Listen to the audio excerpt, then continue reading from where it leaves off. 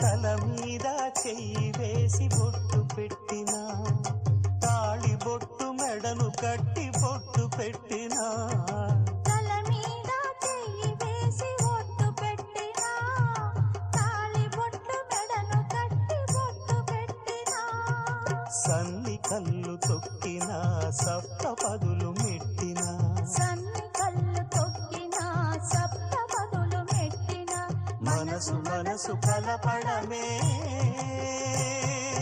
మంత్రం పరమార్థం.